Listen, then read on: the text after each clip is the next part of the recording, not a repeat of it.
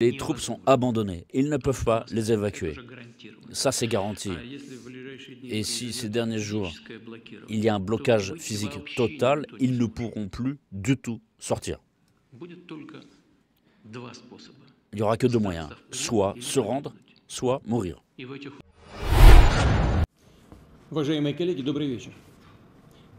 Chers collègues, bonsoir. Nous allons commencer notre travail.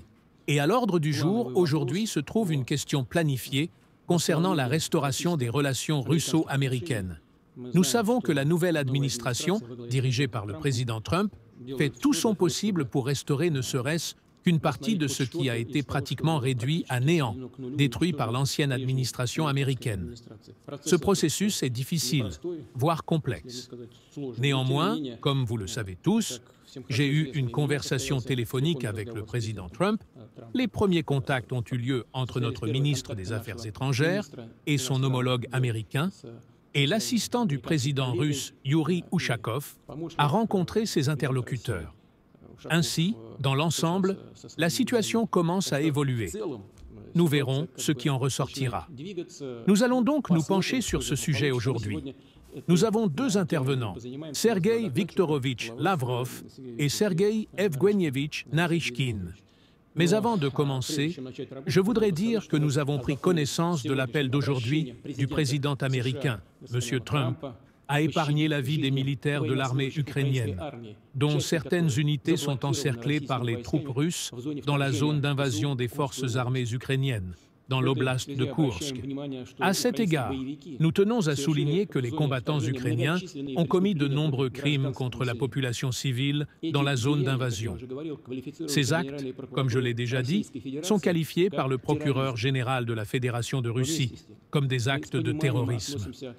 Cependant, nous comprenons l'appel du président Trump à prendre en compte des considérations humanitaires concernant ces militaires. À cet égard, je souligne qu'en cas de dépôt des armes et de reddition, leur vie sera garantie ainsi qu'un traitement digne, conformément aux normes du droit international et aux lois de la Fédération de Russie. Pour une mise en œuvre efficace de l'appel du président américain, il est nécessaire que le leadership politico-militaire ukrainien donne l'ordre à ses unités militaires de déposer les armes et de se rendre.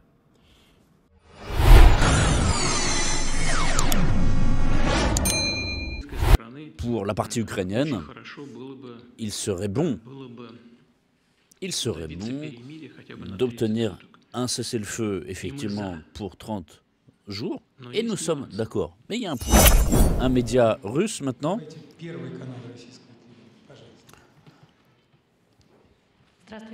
bonjour. Première question, Monsieur Poutine. Quelle appréciation donnez-vous sur le fait est-ce que l'Ukraine est réellement prête à passer un cessez-le-feu? Et quelle sera votre réponse? Et puis j'ai une deuxième question, elle s'adresse à vous deux, messieurs les présidents. Quelle est la position de Minsk et de Moscou sur cette question et du cessez-le-feu? Avez-vous eu des consultations là-dessus? En ce qui concerne le fait, est-ce que l'Ukraine est prête au cessez-le-feu? Ce que je dirais, c'est que c'est l'appréciation que j'ai. Mais première chose, je tiens à remercier le président des États-Unis, Donald Trump, d'accorder une grande attention et tant d'attention au règlement de la question ukrainienne. Nous avons évidemment suffisamment les uns les autres d'affaires à traiter, d'affaires courantes, mais évidemment les chefs d'État, il y a le Premier ministre indien, il y a le président chinois, il y a le président brésilien, le président sud-africain qui accordent beaucoup de temps et d'efforts à ces questions. Évidemment, nous leur sommes reconnaissants parce que cette activité est évidemment noble puisqu'il s'agit ici de mettre fin aux hostilités et de mettre fin aux pertes. Ça, c'est la première chose. Deuxième chose, nous sommes d'accord avec la proposition de mettre fin aux hostilités, mais nous partons du fait qu'un cessez-le-feu doit être tel qu'il puisse amener à une paix à long terme. Et pour cela, il faut éliminer les les sources premières, les causes premières de cette guerre. Ensuite, savoir si l'Ukraine est prête à un cessez-le-feu. La rencontre entre les Américains et les Ukrainiens en Arabie Saoudite, évidemment, elle peut paraître comme une prise de décision de la part de l'Ukraine sous pression des Américains. En réalité, je suis absolument convaincu que la partie ukrainienne aurait dû réclamer cela aux Américains de façon beaucoup plus insistante sur la base de, comme vient de le dire M. Loukachenko, de la situation sur le terrain. Or, telle qu'elle est. Et je pense que parmi vous, beaucoup d'entre ont dû remarquer que je me suis rendu dans la région de Koursk et j'ai écouté les comptes rendus de l'état-major général et du groupement de forces sur le terrain à propos de la situation dans les zones frontalières et dans la région de Koursk d'une manière générale et sur ce qui se produit sur place. Donc la situation est totalement sous notre contrôle et le groupement de troupes qui est ukrainien qui est sur notre territoire est complètement isolé et il est sous notre feu. Donc le commandement de ces troupes ukrainiennes à l'intérieur de cette zone de l'incursion, le contrôle est perdu. Et si dans les premières étapes, il y a 1-2 semaines, les militaires ukrainiens essayaient de sortir de cette poche par grand groupe. Aujourd'hui, c'est impossible. Ils essayent de sortir par petits groupes, 2-3 hommes à la fois, parce que tout est sous le contrôle total du feu de notre côté. Les troupes sont abandonnées. Ils ne peuvent pas les évacuer. Ça, c'est garanti. Et si ces derniers jours, il y a un blocage physique total, ils ne pourront plus du tout sortir. Il n'y aura que 2 moyens, soit se rendre, soit mourir. Et dans ces conditions, je pense que pour la partie ukrainienne, il serait bon d'obtenir un cessez-le-feu, effectivement, pour 30 jours, et nous sommes d'accord. Mais il y a un point. C'est quoi ce point? La première chose, qu'allons-nous faire